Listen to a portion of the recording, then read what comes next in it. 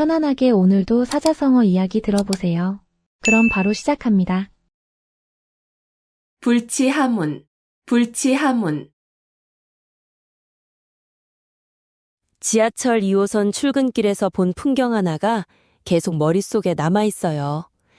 한 할아버지가 스마트폰을 들고 계시는데 옆에 앉은 고등학생에게 조심스럽게 말을 거시더라고요. 학생아, 미안한데 이거 어떻게 하는 거야? 그 순간 주변 사람들의 시선이 할아버지에게 쏠렸어요. 어떤 분들은 민망해하는 표정이었고 어떤 분들은 고개를 돌리더라고요. 그런데 그 고등학생은 정말 친절하게 할아버지께 하나하나 설명해드렸어요. 할아버지는 고맙다 학생아 하시면서 정말 기뻐하셨거든요. 오늘 이야기할 사자성어가 바로 불치하문이에요. 불은 아닐 불, 치는 부끄러울 치, 하는 아래하, 문은 물을 문자예요. 합치면 아랫사람에게 묻는 것을 부끄러워하지 않는다는 뜻이거든요. 쉽게 말해서 자신보다 나이가 어리거나 지위가 낮은 사람에게 모르는 걸 물어보는 걸 부끄럽게 생각하지 않는다는 의미예요. 이 말이 어떻게 생겨났는지 정말 흥미로운 이야기가 있어요. 중국 춘추 시대에 공자라는 분이 계셨는데 어느 날 제자들이 공자에게 이런 질문을 했어요. 선생님, 위나라에 공문자라는 사람이 문이라는 시호를 받았는데 정말 그럴 만한 사람인가요? 그때 공자가 대답하셨죠. 그 사람은 총명하고 학문을 좋아할 뿐 아니라 자신보다 지위가 낮은 사람에게 묻는 것을 부끄러워하지 않았다. 그래서 문이라는 시호를 받을 자격이 있다. 구시대에는 신분제가 엄격했어요. 높은 지위에 있는 사람이 낮은 지위의 사람에게 뭔가를 묻는다는 건 정말 상상하기 어려운 일이었거든요. 체면을 중시하는 사회에서 그런 행동은 자존심을 버리는 일이나 마찬가지였어요. 그런데 공문자는 달랐어요. 진정으로 배우고 싶은 마음이 있으면 상대가 누구든 겸손하게 물어봤던 거죠. 그날 지하철에서 그 할아버지를 보면서 정말 감동받았어요. 그분도 분명 부끄러우셨을 거예요. 손잡벌이라는 학생에게 스마트폰 사용법을 묻는다는 게 쉬운 일은 아니잖아요. 그런데 배우고 싶다는 마음이 더 컸던 거죠. 그 모습이 정말 아름다웠어요. 저도 그때 깨달았거든요. 진짜 현명한 사람은 나이나 지위에 상관없이 배울 수 있는 사람이구나. 배움에는 정말 끝이 없고 가르침은 어디서든 올 수 있어요. 그 할아버지처럼 겸손한 마음으로 살아간다면 세상 모든 사람이 우리의 스승이 될 수 있을 거예요. 아비규환, 아비규환. 긴급 속보입니다. 제 마음에 큰 변화가 있었습니다. 네, 이상하죠? 갑자기 뉴스 진행자처럼 말하고 있는데요. 어젯밤에 친구들과 치킨을 먹으러 갔거든요. 그런데 그 치킨집이 완전히 난리가 났어요. 주방에서는 기름이 튀고 홀에서는 사람들이 소리 지르고 직원들은 뛰어다니고 정말 그야말로 지옥도가 따로 없더라고요.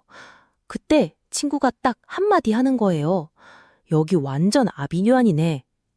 아비규환이라는 말을 오랜만에 들었는데 그 순간 정말 딱 맞는 표현이더라고요. 아비규환은 아비지옥에서 고통받는 중생들이 부르짖는다는 뜻이에요. 아비는 고통이란 뜻이고 규환은 울부짖는다는 의미거든요. 쉽게 말하면 너무나 극심한 고통 속에서 사람들이 비명을 지르며 우는 모습을 표현한 말이에요. 요즘으로 치면 완전 대혼란, 아수라장 상태를 말하는 거죠. 이 말이 어떻게 생겨났는지 정말 흥미로운데요. 불교에서 말하는 지옥 중에서도 가장 끔찍한 곳이 바로 아비지옥이었어요. 그곳에서는 죄를 지은 중생들이 끊임없는 고통에 시달리며 울부짖는다고 했거든요. 옛날 사람들은 이 세상에서 벌어지는 극도의 혼란과 고통을 보면서 이건 마치 아비지옥 같다고 생각했던 거예요. 특히 전쟁이나 자연재해가 일어났을 때 사람들이 이 표현을 많이 썼다고 해요. 정말 상상만 해도 끔찍하죠? 그런데 신기한 건 이런 극한 상황을 표현하는 말이 지금까지도 살아남아서 우리가 쓰고 있다는 거예요. 그날 치킨집에서의 일을 생각해보니까 정말 인생도 그런 것 같더라고요. 가끔은 모든 게 한꺼번에 꼬이고 엉켜서 아비규환 같은 순간들이 있잖아요. 제가 회사에서 프로젝트가 완전히 망가졌을 때도 그랬어요. 상사는 화내고 동료들은 서로 탓하고 저는 그 가운데서 어쩔 줄 몰라 하고 정말 지옥이 따로 없었거든요. 그런 혼란의 순간을 지나고 나니까 깨달은 게 있었어요. 아비규환 같은 상황도 결국은 지나간다는 거였어요. 그날의 혼란이 오늘의 깨달음을 만들어준 셈이죠. 오상고절, 오상고절. 길고양이를 보면서 문득 든 생각이에요.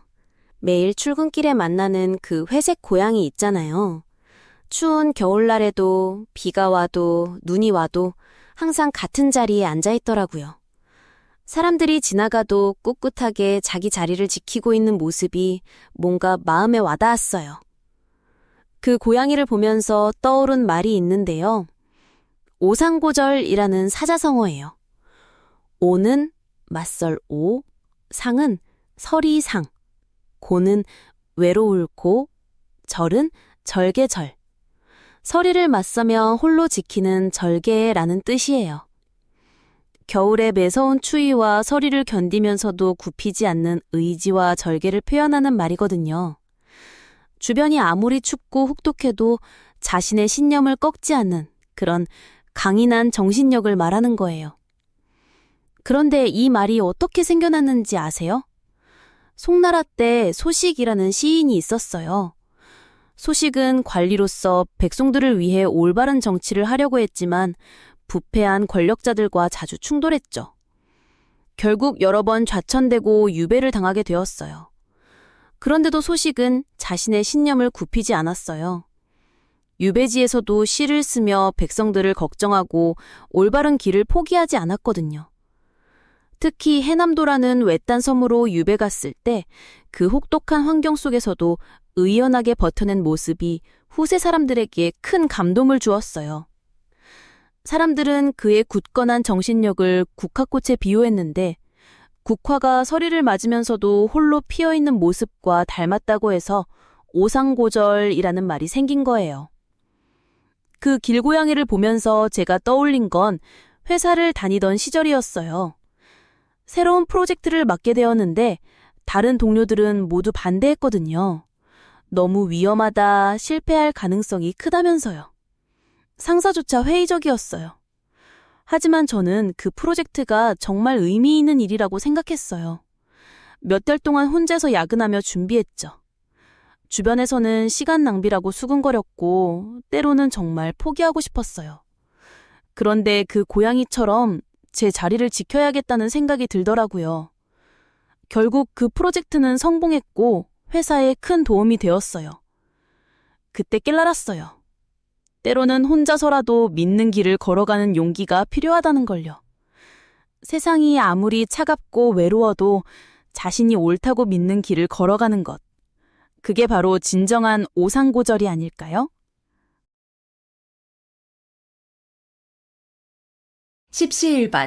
10시 1반. 할머니가 된장찌개 끓이시는 걸 옆에서 지켜보던 어느 날이었어요. 손목이 아픈데도 묵묵히 된장을 풀고 계시는데 그때 이웃집 아주머니가 두부 한 모를 들고 오시더라고요. 그 다음엔 옆집 할아버지가 파 몇 대를 가져오시고 또 다른 이웃이 애호박을 들고 오셨어요. 그렇게 동네 사람들이 하나둘씩 재료를 가져와서 할머니의 된장찌개가 점점 풍성해지는 걸 보면서 가슴이 따뜻해졌거든요. 오늘 이야기할 사자성어가 바로 십시일반이에요. 십은 열십, 씨는 숟가락 씨, 일은 하나 일, 반은 밥 반자예요. 직역하면 10숟가락으로 한 그릇의 밥을 나눈다는 뜻인데요. 여러 사람이 조금씩 힘을 합치면 어려운 일도 쉽게 해낼 수 있다는 의미거든요. 혼자서는 부족하지만 여럿이 모이면 큰 힘이 된다는 우리 조상들의 지혜가 담긴 말이에요. 그런데 이 말이 어떻게 생겨났는지 아세요? 중국 위나라 시대의 이야기예요. 그 당시 한 마을에 큰 흉년이 들어서 사람들이 굶주리고 있었어요.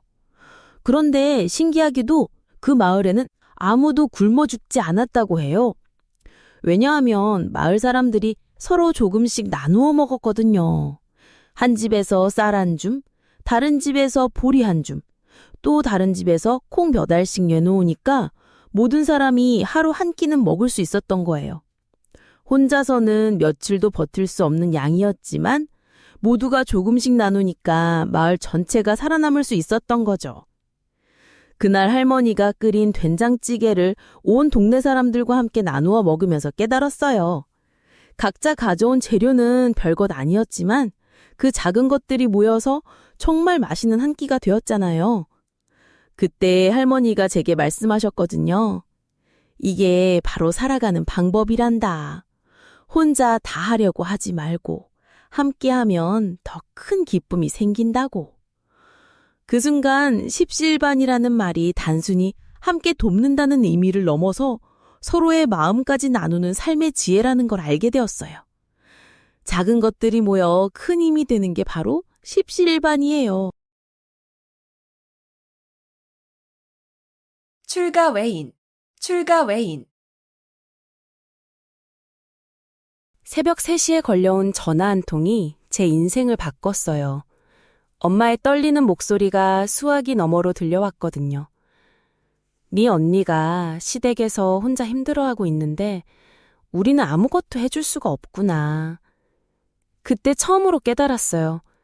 결혼이라는 게 정말 무서운 선택이구나. 출가 외인이라는 말 들어보셨나요? 출가는 시집갈 출에 집가자, 외인은 밭갓 외의 사람인이에요. 글자 그대로 해석하면 시집간 여자는 이제 바깥 사람이 된다는 뜻이죠.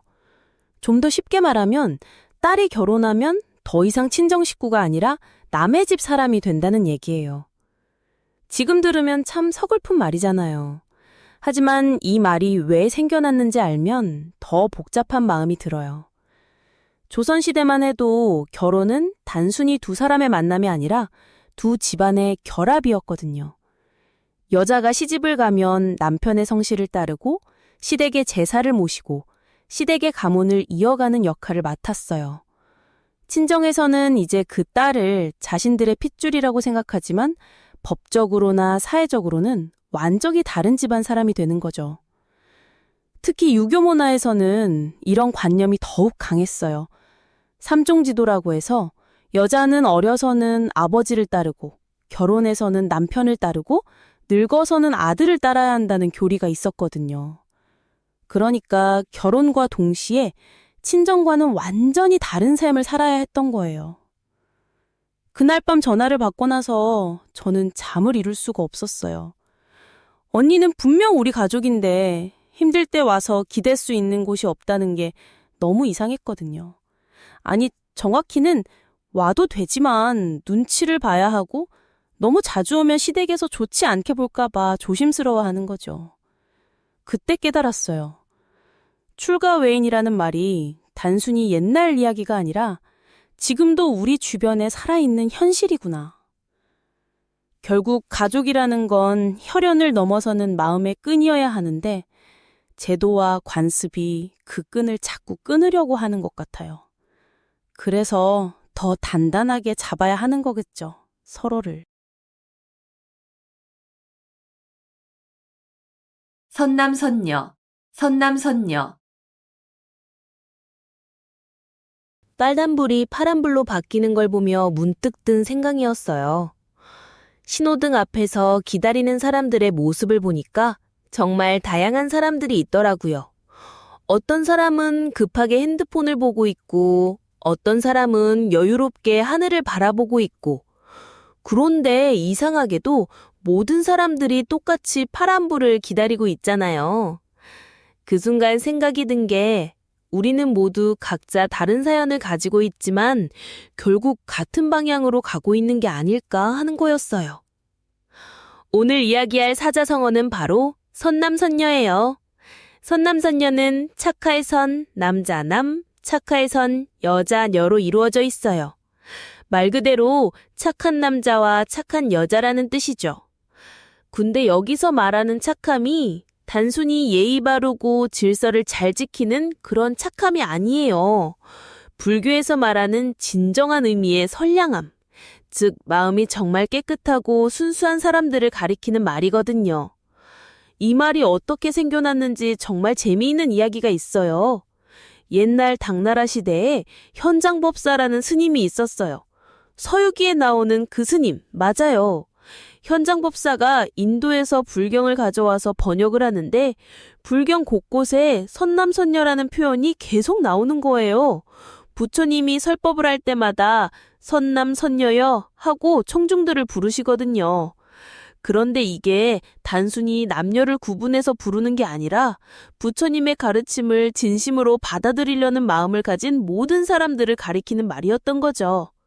신분이 높든 낮든 부자든 가난하든 상관없이 진정성 있는 마음을 가진 사람이라면 모두 선남선녀였어요.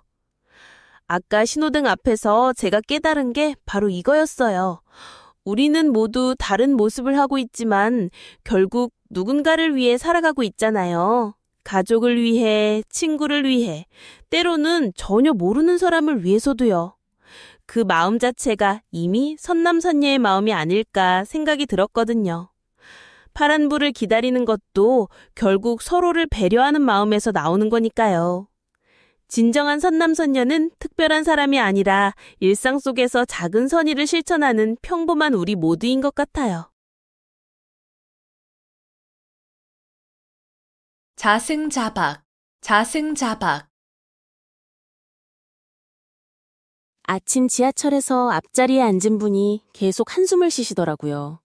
처음엔 그냥 피곤하신가 했는데 전화를 받으시면서 하는 말씀이 완전히 제 귀에 박혔어요. 아, 내가 왜 그런 말을 했을까? 지금 와서 후회해도 소용없는데. 그 목소리가 너무 간절해서 저도 모르게 제 마음이 아프더라고요. 우리가 가끔 이런 상황에 처하잖아요. 내가 한 말이나 행동 때문에 스스로 곤란해지는 경우 말이에요. 바로 이럴 때 쓰는 말이 있어요. 자승자박이라는 사자성어거든요. 자승자박에서 자는 스스로 자, 승은 새끼줄 승, 자는 또 스스로 자, 박은 얽매일 박이에요. 말 그대로 스스로 새끼줄로 스스로를 묶는다는 뜻이거든요. 쉽게 말하면 내가 한 말이나 행동 때문에 내가 오히려 곤란해지는 상황을 말해요. 그런데 이 말이 어떻게 생겨나는지 정말 재미있어요. 중국 전국시대에 공손룡이라는 철학자가 있었어요.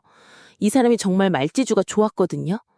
어떤 논리든 자기 마음대로 바꿔버리는 능력이 있었어요. 그런데 어느 날 다른 학자와 토론을 하게 됐어요. 공손룡이 자신만만하게 흰 말은 말이 아니다 라는 주장을 펼쳤어요. 색깔이 있는 말은 순수한 말의 개념이 아니라는 거죠. 상대방이 반박하자 공손룡은 더 복잡한 논리를 들이댔어요. 그런데 이게 문제였어요. 자신의 논리에 너무 빠져서 결국 자기 주장에 자기가 갇혀버린 거예요.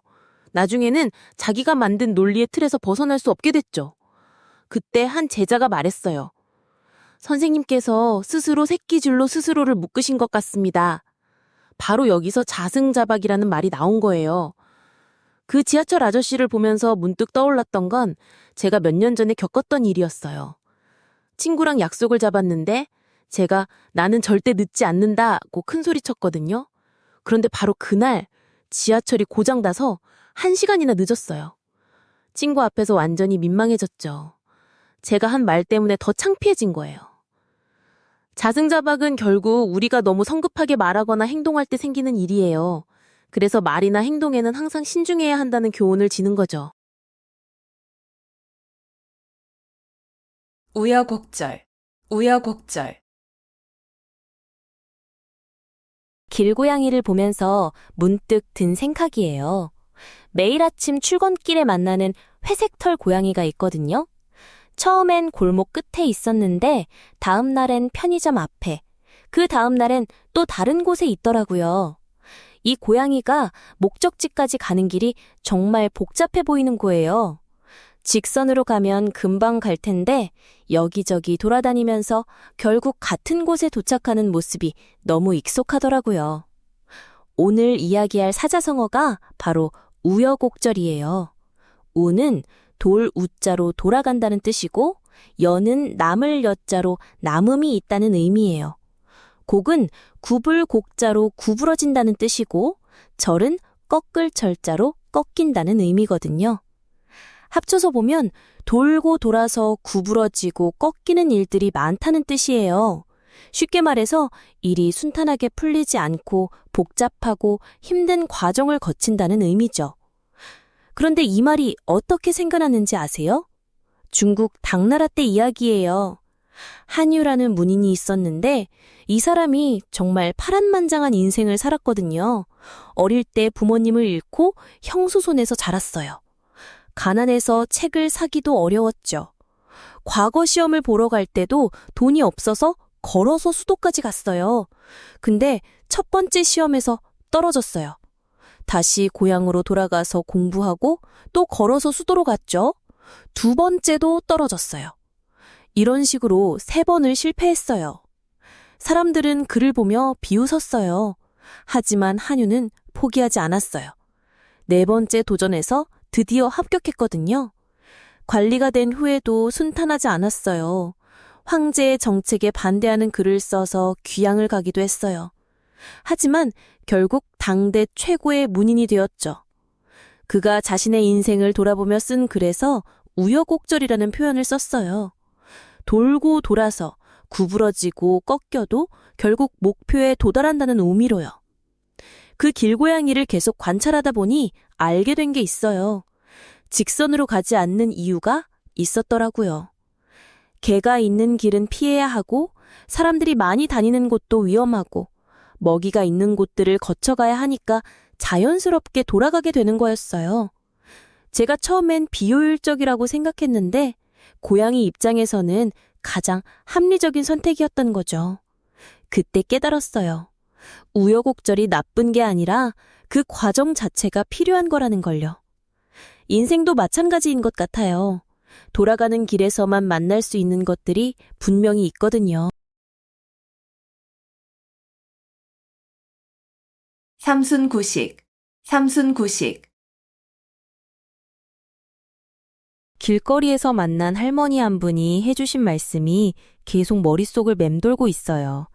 그분이 요즘 젊은 사람들은 참 복이 많아 라고 하시면서 눈을 반짝이시더라고요. 그런데 왜 그런 말씀을 하셨는지 궁금하지 않으세요?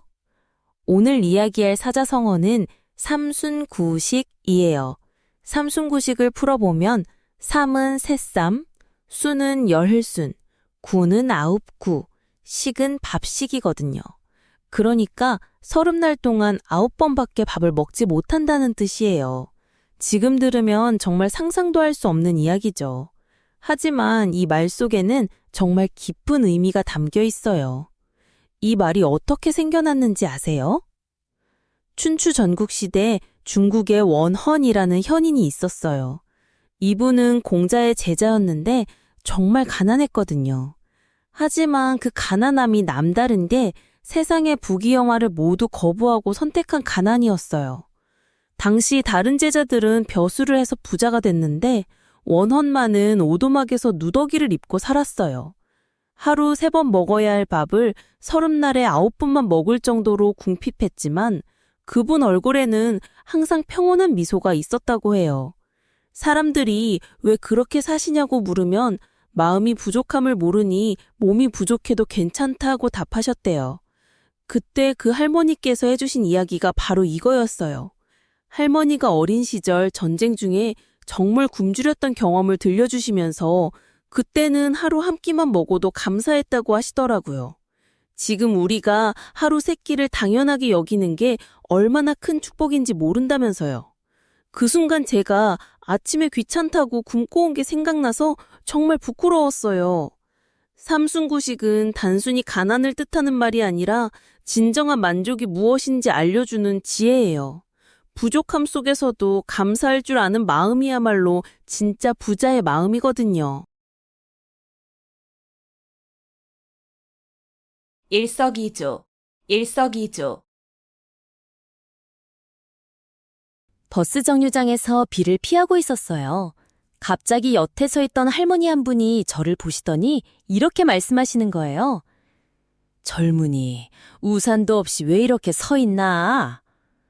저는 당황해서 버스 기다리는 중이에요. 라고 했죠.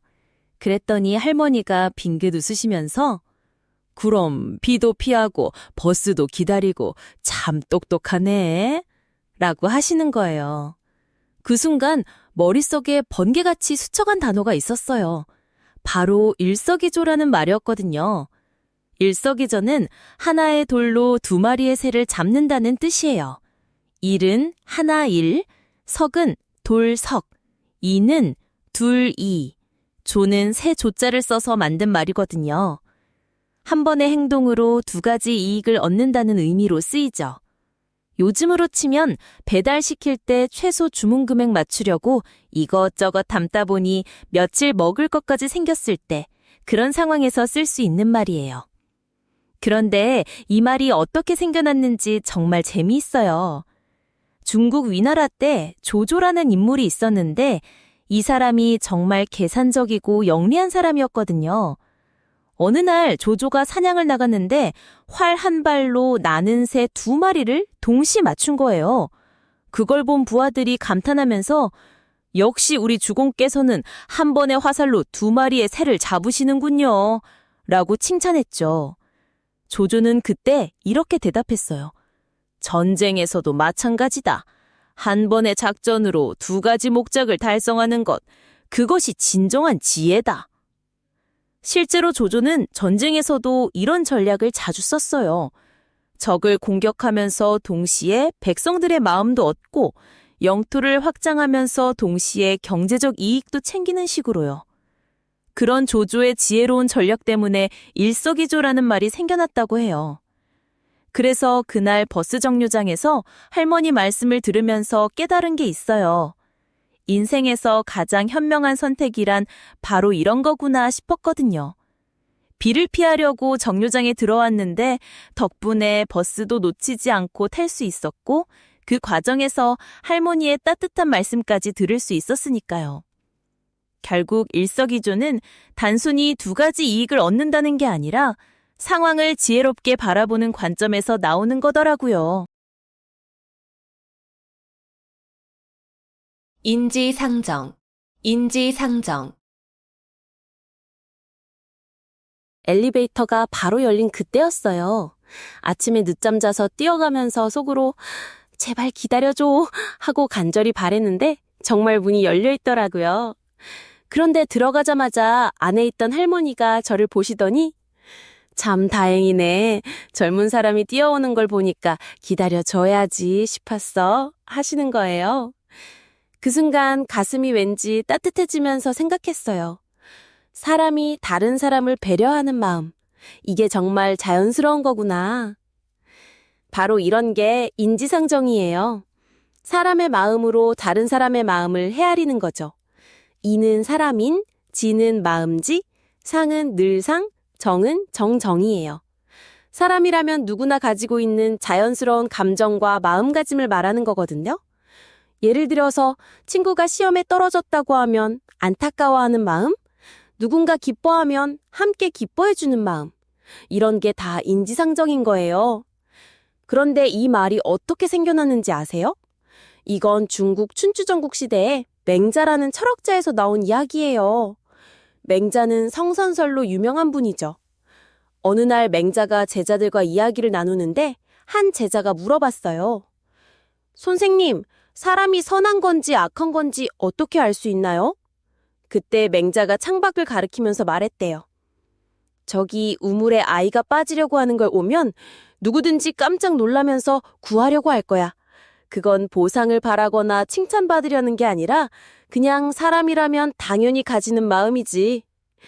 이렇게 해서 사람의 본성에는 다른 사람을 생각하는 자연스러운 마음이 있다는 걸 설명한 거예요. 그래서 그때 엘리베이터에서 할머니를 만났을 때 제가 느꼈던 그 마음이 바로 이거였구나 싶었어요. 할머니도 저처럼 늦을까봐 조급했던 경험이 있으시니까 뛰어오는 저를 보시고 자연스럽게 기다려주신 거잖아요.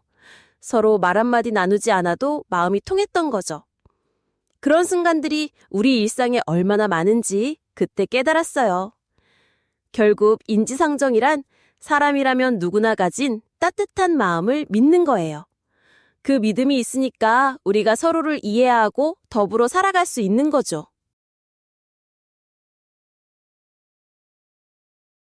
구밀복검, 구밀복검. 여러분, 라면 하나로 행복했던 그 시절 있잖아요. 대학교 1학년 때였는데 용돈이 바닥나서 일주일을 라면으로만 버텨야 했던 적이 있어요. 그런데 그때 기숙사 룸메이트가 있었거든요. 항상 웃는 얼굴로 괜찮아, 힘내 하면서 제 어깨를 토닥여주는 친구였어요. 정말 천사 같은 사람이라고 생각했었죠. 그런데 오늘 이야기할 사자성어가 바로 그런 상황과 딱 맞아떨어지는 말이에요. 구밀복검. 입에는 꿀, 뱃속에는 칼이라는 뜻이거든요. 겉으로는 달콤한 말을 하면서도 속마음은 전혀 다른 사람을 가리키는 말이에요. 요즘 말로 하면 완전 두 얼굴이죠. 구는 입구, 밀은 꿀밀, 복은 배의 복, 검은 칼검이에요. 말그대로 입에는 달달한 꿀을 발라놓고 말하지만 정작 마음속 깊은 곳에는 날카로운 칼을 숨기고 있다는 뜻이거든요. 이런 사람 주변에 한 명쯤은 있지 않나요?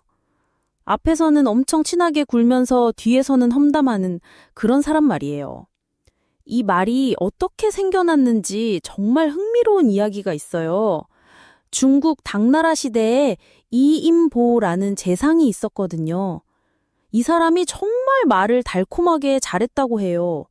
황제 앞에서는 항상 미소를 지으며 부드럽고 듣기 좋은 말만 골라서 했어요. 다른 신하들한테도 마찬가지였고요. 모든 사람이 이인보를 좋은 사람이라고 생각했어요. 그런데 이 사람의 진짜 모습은 완전히 달랐어요. 자신의 권력을 위해서라면 누구든지 해칠 수 있는 냉혹한 인물이었거든요. 자신보다 능력 있는 사람이 나타나면 겉으로는 칭찬하면서도 뒤에서는 온갖 모함과 계략으로 그 사람을 제거했어요. 심지어 자신을 믿고 따르던 부하들도 필요 없어지면 가차없이 버렸고요. 당시 사람들이 이인보를 보고 입에는 꿀을 발랐지만 뱃속에는 칼을 품고 있다고 말한 게 바로 구밀복검의 시작이에요. 정말 무서운 사람이었던 거죠. 만약 여러분이 그 시대에 살았다면 이런 사람을 과연 알아볼 수 있었을까요? 그래서 그때 제가 깨달은 건 진짜 무서운 건 대놓고 적대적인 사람이 아니라 바로 그 룸메이트 같은 사람이라는 거였어요. 나중에 알고 보니 그 친구가 제가 힘들어하는 모습을 다른 애들한테 재미있는 이야깃거리로 전해주고 있었더라고요. 쟤 요즘 라면만 먹고 산다니까 진짜 웃기지 않아? 이런 식으로요. 그 순간 정말 배신감이 밀려왔어요.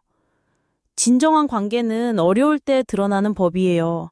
구밀복검 같은 사람은 결국 자신의 본 모습을 드러내게 되어 있거든요. 순망치한, 순망치한. 길고양이를 보면서 문득 든 생각이 있어요. 매일 같은 시간에 편의점 앞에 앉아있는 회색 고양이가 있거든요. 처음엔 혼자 있었는데 어느 날부터 검은 고양이 한 마리가 함께 있더라고요. 둘이 항상 붙어 다니면서 서로 그루밍도 해주고 먹이도 나눠 먹고 그러는 거예요. 그런데 며칠 전에 보니까 회색 고양이가 사라졌어요. 검은 고양이는 혼자 남아서 계속 그 자리를 지키고 있더라고요. 뭔가 쓸쓸해 보이는 그 모습을 보면서 떠오른 말이 있었어요. 순망치한이라는 말이에요. 입술순, 없을망, 이치, 찰한. 입술이 없으면 이가 춥다는 뜻이거든요. 얼핏 보면 별 상관없어 보이는 입술과 이빨이지만 사실 입술이 없으면 이빨이 추위에 그대로 노출되잖아요. 겉으로는 독립적으로 보이지만 실제로는 서로 없어서는 안 될 관계라는 거예요. 이 말이 어떻게 생겨났는지 정말 흥미로운 이야기가 있어요.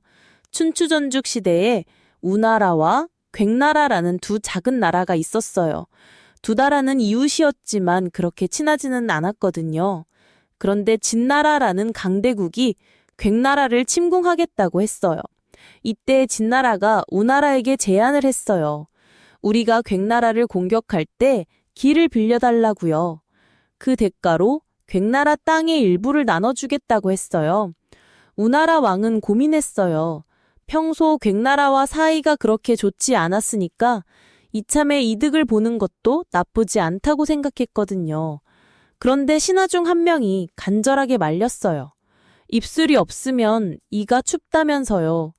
괭나라가 우리의 방패막이 역할을 하고 있는데 괭나라가 망하면 다음은 우리 차례라고 했어요. 하지만 우나라 왕은 그 말을 듣지 않았어요. 결국 진나라에게 길을 빌려줬죠.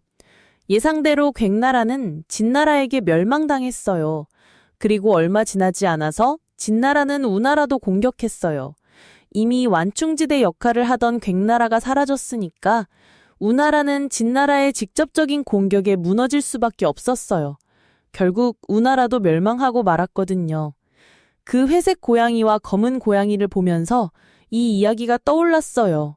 서로 의지하며 살아가던 두 마리가 얼마나 소중한 관계였는지 한 마리가 사라지고 나서야 알 수 있었거든요.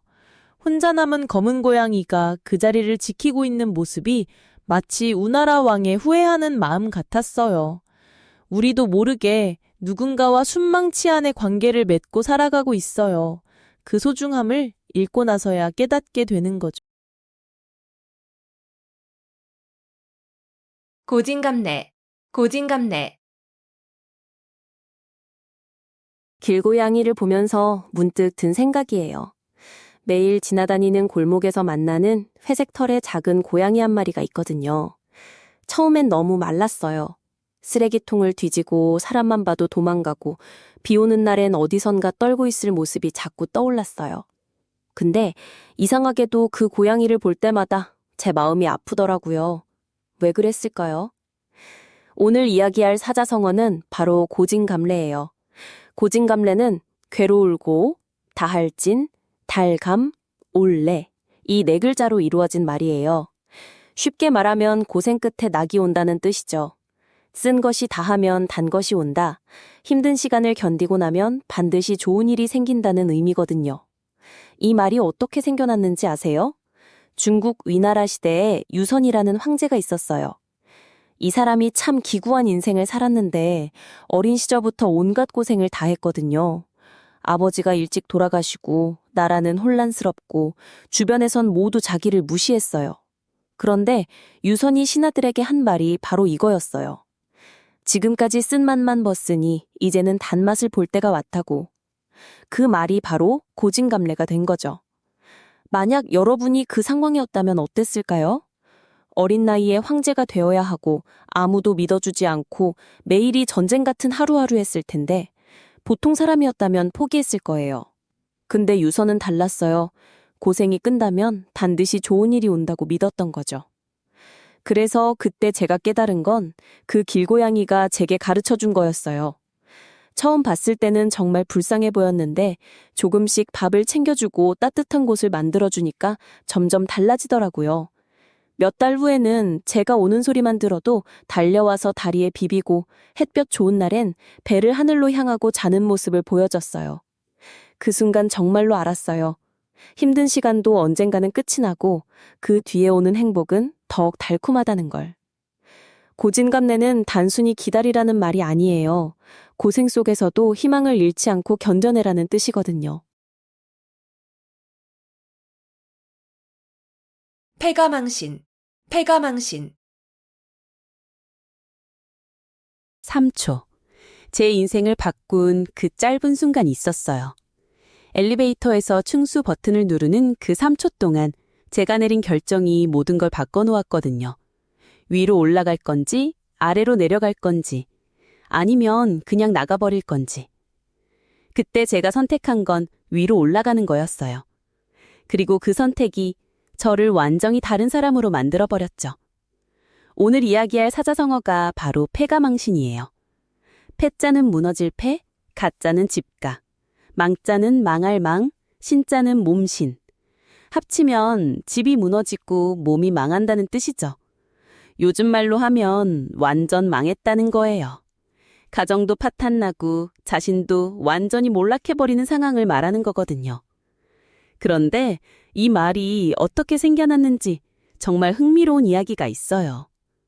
중국 춘추 전국 시대에 제나라에 민왕이라는 임금이 있었어요. 이 민왕이 처음엔 정말 훌륭한 왕이었거든요. 백성들을 사랑하고 나라를 잘 다스리고 신하들도 모두 존경했어요. 그런데 어느 날부터 이상하게 변하기 시작했어요. 사치와 향락에 빠져들기 시작한 거죠.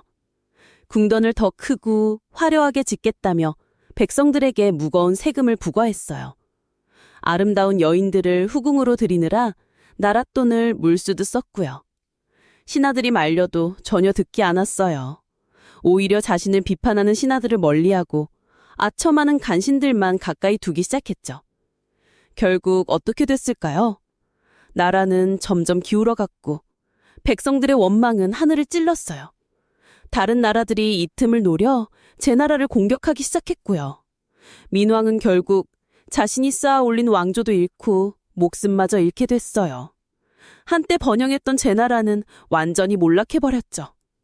이때부터 사람들이 이런 상황을 패가망신이라고 부르기 시작했어요.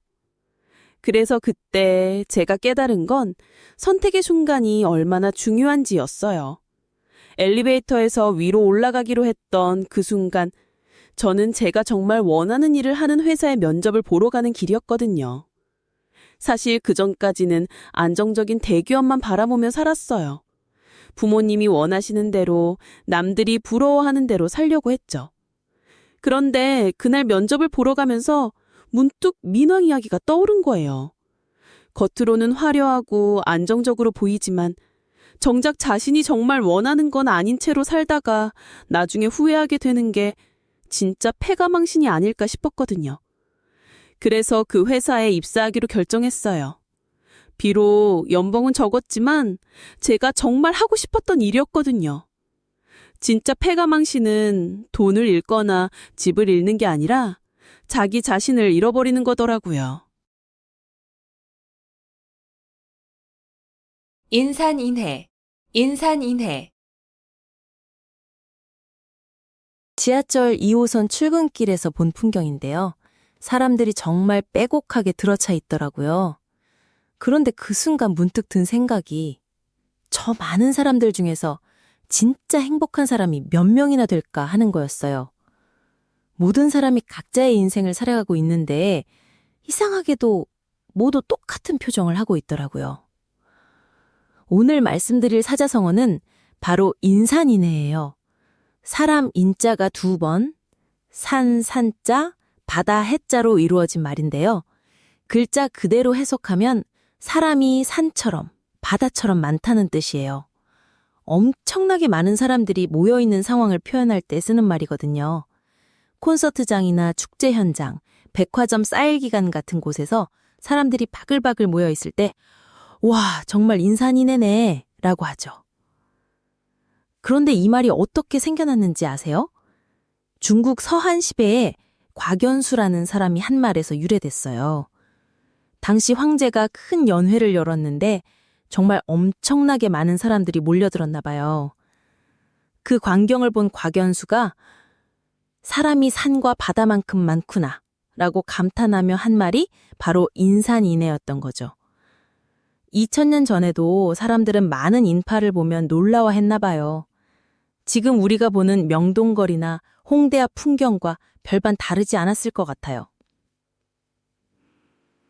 그런데 제가 그 지하철에서 깨달은 건 인산인해 속에서도 각자는 혼자라는 거였어요. 그 많은 사람들 사이에 끼어 있으면서도 정작 마음을 나눌 사람은 아무도 없더라고요. 스마트폰만 보고 있는 사람들, 이어폰을 끼고 자신만의 세계에 빠져 있는 사람들. 물리적으로는 인산인해였지만 정신적으로는 모두가 섬 같았던 거예요. 인산인해라는 말이 단순히 사람이 많다는 뜻을 넘어서 현대사회의 외로움을 보여주는 말이기도 하다는 생각이 들었어요. 동병상련, 동병상련. 길고양이를 보면서 문득 든 생각이 있어요. 매일 출근길에 마주치는 회색 고양이가 있거든요. 처음엔 그냥 스쳐 지나가는 존재였는데 어느 날부터 그 고양이 눈빛이 유독 제 마음에 와닿더라고요. 혼자 쓰레기통 뒤에 웅크리고 있는 모습을 보면서 이 녀석도 나처럼 외로운가 보다 이런 생각이 들었어요. 오늘 말씀드릴 사자성어는 동병상련이에요. 동이 같을 동, 병이 병, 상이 서로 상, 련이 불쌍히 여길 연자거든요. 같은 병을 앓는 사람들이 서로를 불쌍히 여기고 동정한다는 뜻이죠. 쉽게 말하면 비슷한 처지에 있는 사람들끼리 서로의 아픔을 이해하고 위로해준다는 의미예요. 이 말이 어떻게 생겨났는지 정말 가슴 아픈 이야기가 있어요. 중국 한나라 때 도적대가 마을을 습격했을 때의 일이에요. 한 마을에 살던 사람들이 모두 도적들에게 잡혀갔거든요. 그런데 감옥에 갇힌 사람들이 서로 모르는 사이였음에도 불구하고 같은 고통을 겪으면서 자연스럽게 서로를 위로하고 도와주기 시작했어요. 밥을 나눠 먹고 아픈 사람을 돌봐주고 절망에 빠진 사람을 격려해주면서요. 그러면서 누군가가 말했다고 해요. 같은 병을 앓으니 서로가 더 잘 보이는구나 라고요. 제가 그 길고양이를 보면서 느꼈던 감정이 바로 이거였어요. 저도 그때 직장에서 따돌림을 당하고 있었거든요. 동료들과 어울리지 못해서 점심시간마다 혼자 편의점 김밥 하나 사서 공원 벤치에 앉아 있었어요. 그런데 그 고양이도 늘 혼자더라고요. 다른 고양이들이 무리지어 다닐 때도 혼자 떨어져 있고 사람들이 다가오면 경계하면서도 어딘가 외로워 보이는 눈빛이었어요. 어느 날 제가 김밥을 먹다가 그 고양이한테 한 조각 던져줬는데 그 순간 서로 눈이 마주쳤어요. 그때 느꼈어요. 우리 둘 다 외롭구나. 혼자라는 게 얼마나 힘든 건지 서로 알고 있구나. 결국 같은 아픔을 겪어본 사람만이 진짜 위로를 줄 수 있다는 거예요. 그 고양이와 제가 특별한 친구가 된 건 아니지만 서로의 외로움을 이해하는 것만으로도 충분한 위로가 됐거든요. 막역지우, 막역지우. 길고양이를 보면서 문득 든 생각이에요. 어제 퇴근길에 골목을 지나는데 회색 고양이 한 마리가 까만 고양이와 나란히 앉아서 털을 핥아주고 있더라고요. 같은 색깔도 아니고 크기도 다른데 서로를 이렇게 보살펴주는 모습이 너무 신기했어요. 사람들은 조건을 따지고 개선하면서 사귀는데 이 고양이들은 그냥 있는 그대로 서로를 받아들이고 있었거든요. 막역지우라는 말이 있어요. 막은 없다는 뜻이고 역은 거스른다는 의미예요. 지우는 벗이라는 뜻이죠. 합치면 서로에게 거스르거나 거슬리는 것이 전혀 없는 친구라는 뜻이에요. 요즘 말로 하면 진짜 찐친구, 마음이 완전히 통하는 소울메이트 같은 관계를 말하는 거예요. 조건 없이 서로를 이해하고 말하지 않아도 마음을 알아주는 그런 사이 말이에요. 이 말이 어떻게 생겨났는지 아세요? 중국 전국시대에 백아라는 검은고 명인이 있었어요. 그런데 백아가 아무리 아름다운 곡을 연주해도 사람들은 그 진짜 의미를 몰랐어요. 그러던 어느 날 종작이라는 나무꾼을 만났어요. 백아가 높은 산을 떠올리며 연주하자 종작이가 말했어요. 태산처럼 우뚝 솟은 느낌이네요. 물을 생각하며 연주하니까 강물이 흘러가는 소리 같아요 라고 했어요. 백아는 깜짝 놀랐어요. 드디어 자신의 음악을 완벽하게 이해해주는 사람을 만난 거였거든요. 그런데 얼마 후 종작이가 죽자 배가는 검은고 줄을 끊어버리고 다시는 연주하지 않았다고 해요. 자신을 진정으로 이해해주는 사람이 없어진 세상에서 음악이 무슨 의미가 있겠느냐고 했던 거예요. 그래서 그때 제가 깨달은 건 그 회색 고양이와 까만 고양이처럼 조건 없이 서로를 받아들여주는 사람이 있다는 게 얼마나 소중한지였어요. 제가 힘들 때 말하지 않아도 알아주고 기쁠 때 함께 웃어주는 그런 사람 말이에요. 종자기처럼 제 마음의 소리를 들어주는 사람이 있다면 그게 바로 마격지우인 거죠. 진짜 친구는 멀리 있어도 마음으로 연결되어 있는 사람이에요. 가렴 주고, 가렴 주고. 버스에서 만난 아주머니가 핸드폰을 보면서 한숨을 푹 쉬시더라고요. 궁금해서 살짝 보니까 통신비 고지서였어요. 그런데 그 금액이 정말 어마어마하더라고요. 아주머니가 중얼거리시는 말이 이것들이 사람 잡네. 매달 이렇게 뜯어가면 어떻게 살라고 하시는 거예요. 그 순간 제 머릿속에 딱 떠오른 말이 있었어요. 바로 가렴주구라는 사자성어였거든요. 가렴주구. 이 말은 네 글자로 이루어져 있는데요. 가는 가혹할 가, 렴은 거둘렴, 주는 벨주, 구는 구할 구예요. 풀어서 말하면 가혹하게 거두어드리고 닥달하며 구한다는 뜻이에요. 쉽게 말해서 힘 있는 사람이나 권력을 가진 사람들이 약한 사람들에게서 무리하게 세금이나 돈을 뜯어내는 상황을 말하는 거죠. 마치 짜내는 걸레처럼 더 이상 나올 게 없을 때까지 쥐어짜는 그런 모습이에요. 그런데 이 말이 어떻게 생겨났는지 아세요? 이건 중국 한나라 때 이야기예요. 무제라는 황제가 있었는데 이 사람이 정말 큰 꿈을 가지고 있었어요. 흉노족과 정쟁도 하고 비단길도 개척하고 거대한 궁궐도 짓고 싶어 했거든요. 그런데 문제는 돈이었어요. 이 모든 걸 하려면 엄청난 돈이 필요했는데 나라 곳간은 텅텅 비어 있었죠. 그래서 무제는 신하들에게 명령을 내렸어요. 백성들에게서 세금을 더 걷어와라! 신하들은 온갖 명목으로 세금을 만들어냈어요. 농사 짓는 사람들에게는 농업세를, 장사하는 사람들에게는 상업세를, 심지어는 숨 쉬는 것도 세금을 매기려고 했을 정도였어요. 백성들은 견딜 수가 없었죠. 하루하루 먹고 사는 것도 힘든데 세금은 자꾸만 늘어나고 못 내면 감옥에 가거나 재산을 몰수당했어요. 사람들은 이런 상황을 가렴주구라고 부르기 시작했어요. 그래서 그때 제가 깨달은 건 뭐냐면요. 버스에서 만난 그 아주머니 한숨 속에도 똑같은 마음이 담겨 있다는 거였어요.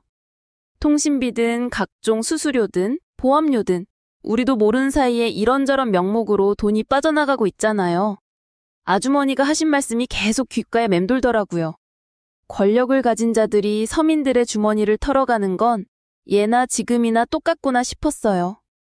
결국 가렴주구는 힘없는 사람들의 아픔을 담은 말이에요. 1000년이 넘는 시간이 흘렀지만 여전히 우리 삶 속에 살아있는 현실이죠. 성동격서, 성동격서.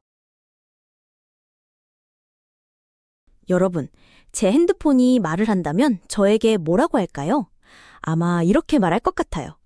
너 정말 답답하다. 맨날 네이버만 들어가서 뭘 검색하는 거야. 맞아요. 저는 정말 검색 중독자거든요. 그런데 어젯밤에 검색하다가 발견한 게 있어요. 바로 성동격서라는 말인데 이 말을 알고 나니까 제 인생의 많은 순간들이 설명되더라고요. 성동격서. 이 말은 소리성의 동쪽 동, 칠격의 서쪽 서를 써요. 글자 그대로 풀어보면 동쪽에서 소리를 내어 서쪽을 친다는 뜻이에요. 쉽게 말해서 상대방의 주의를 한쪽으로 돌려놓고 정작 진짜 목적은 다른 곳에서 달성하는 거죠. 마치 마술사가 오른손으로 관객의 시선을 끌어놓고 왼손으로 진짜 트릭을 부리는 것처럼요. 이 말이 어떻게 생겨났는지 정말 흥미로운 이야기가 있어요. 중국 한나라 말기 조조라는 영웅이 있었거든요. 그런데 조조가 원소라는 강력한 적과 맞서야 하는 상황이 생겼어요. 원소의 군대는 조조보다 훨씬 많았고 정면 승부로는 도저히 이길 수 없는 상황이었죠. 그때 조조가 생각해낸 작전이 바로 이거였어요.